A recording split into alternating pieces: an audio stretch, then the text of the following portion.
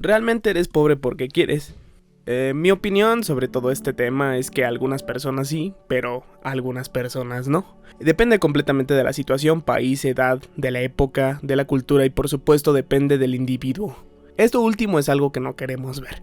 Vamos a analizar punto por punto. Comencemos con el individuo. Hay gente que simplemente no quiere resolver su situación económica, falta de motivación, de interés o de lo que sea, pero es la verdad. Hace tiempo ayudé a un amigo que brinda servicios de internet independiente a que buscara empleados. La paga realmente no era mala. Quizá no estoy para contarlo, pero sí les iba a pagar alrededor de 8,000 pesos quincenales. Esos son como $400. Al ser un TIC, pues yo tengo muchos ex compañeros que podían cubrir el puesto. De los 20 que llamé, solo uno se presentó. Por supuesto fue contratado, lleva meses ahí. Y sí, sé lo que me dirás, probablemente tenían otras cosas mejores que hacer, pero previo a llamarlos yo me puse a investigar a ver si tenían empleo, o a ver si estaban cerca de la ciudad, o algo así, no fui a ciegas. Uno de ellos está trabajando como cajero de un Soriana, un supermercado acá en México. Obviamente no diré quién es para no quemarlo. Afortunadamente no ve mis videos. Pero bueno, casi cualquier empleo es mejor que ser cajero en un Soriana.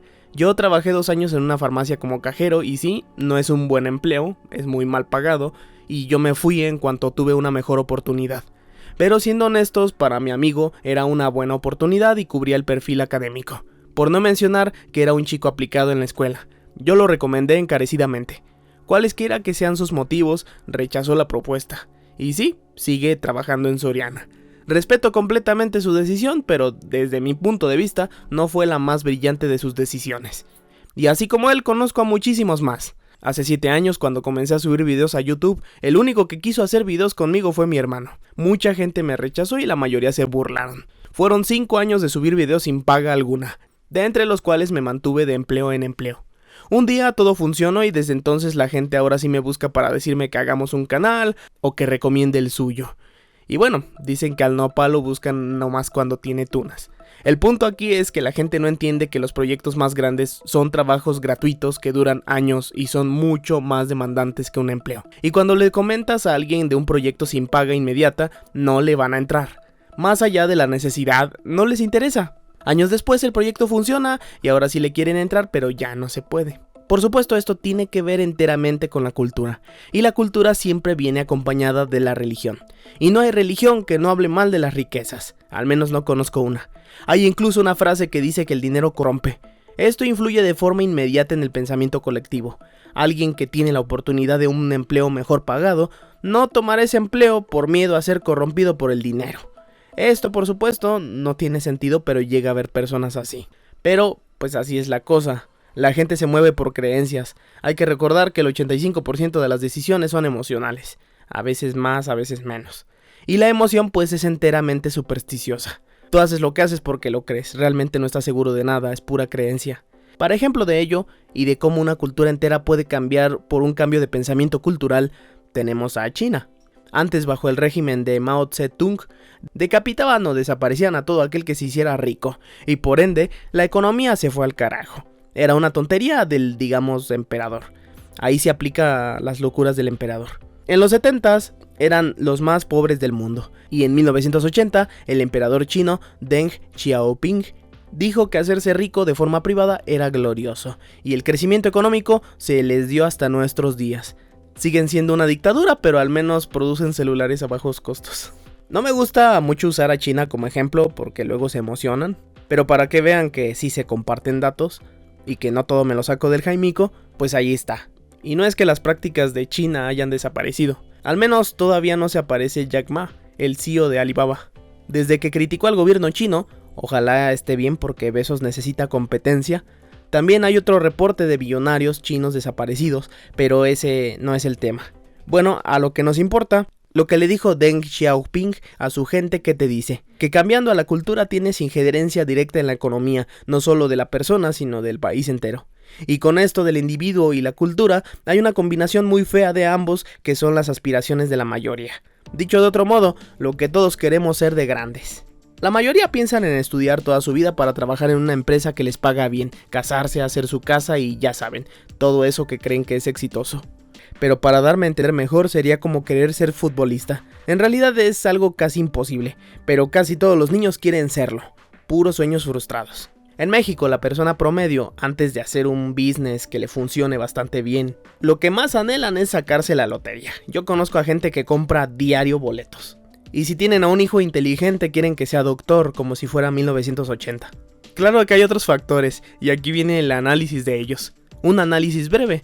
También no exageren, estoy escribiendo este guión a las 3 de la mañana. Fue un día largo con el contador porque ya de todo te quieren cobrar impuestos. En fin, analicemos al país ahora. Y es que, si eres de cualquier país de Latinoamérica, por supuesto que tienes menos probabilidad de ser rico. Hace una semana visitamos a una amiga de mi novia. Su hermana nos contó que en Estados Unidos gana $1,500 al mes como mesera, sin contar lo de las propinas. Eso es muchísimo dinero en cualquier país de Latinoamérica. Yo también he sido mesero, aquí en México, y en un día pesado con todo y propina, por mucho, me llevaba 500 pesos mexicanos, como $25, y yo me sentía afortunado. Y no siempre había trabajo, a veces no había y muchas veces algo se perdía y te tocaba pagar más. Es una diferencia increíble. Ella perfectamente puede vivir una vida decente como mesera. Y aspirará seguramente a comprarse una casa de 10 millones de pesos en Estados Unidos, porque pues digamos está en su círculo aspiracional y siente que tiene la posibilidad de hacerlo en algún momento.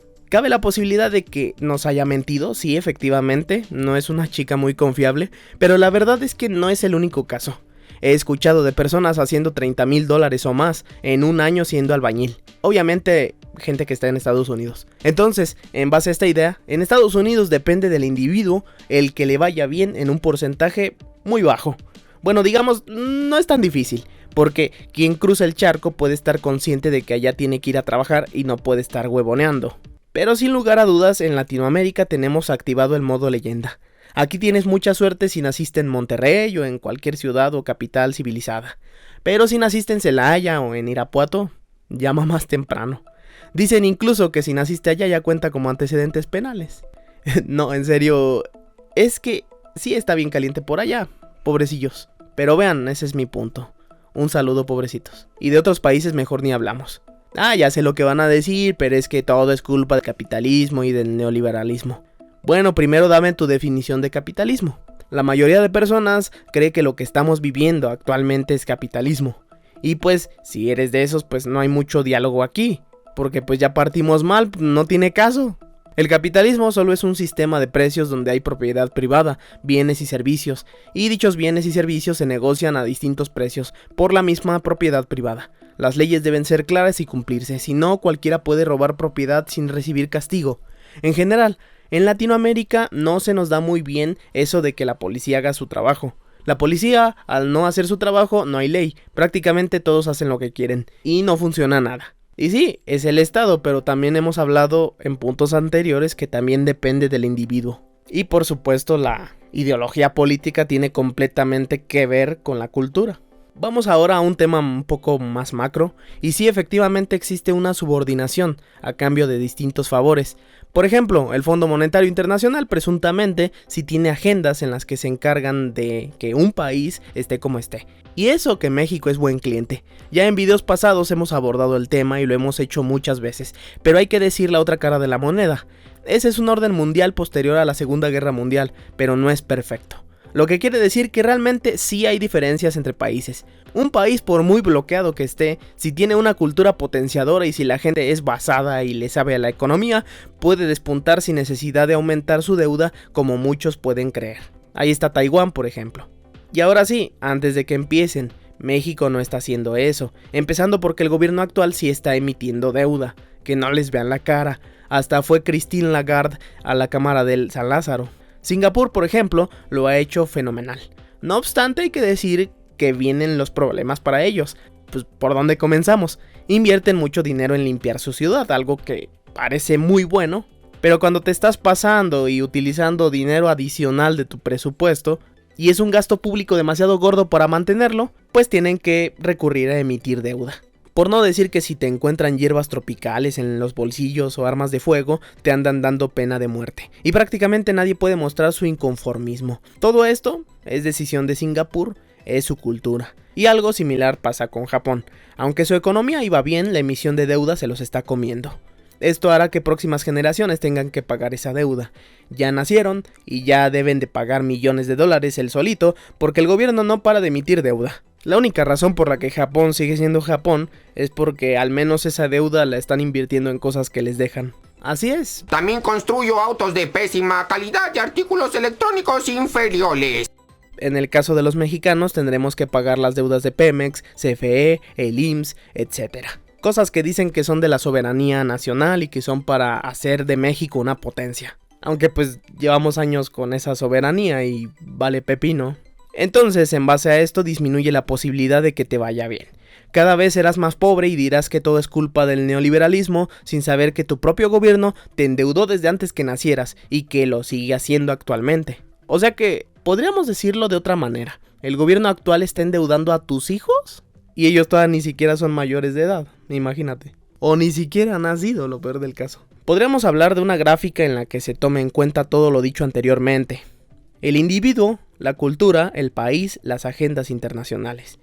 Respondiendo a la pregunta del inicio, yo lo dejaría en porcentaje según mi criterio personal. O sea, este no es un sondeo hecho por 34,000 personas, o sea, se hizo rápido. A las agendas internacionales les doy un 20% de injerencia por la cual eres rico o eres pobre. Al país le doy un 20%, pero a la cultura y al individuo sí les doy un 60%. Eso sería un 30 y 30. Ya expliqué mis motivos, y que son motivos muy personales la verdad, y son en base a mi experiencia y a lo poco o mucho que sé. Pero pues bueno, hasta aquí dejaremos este video.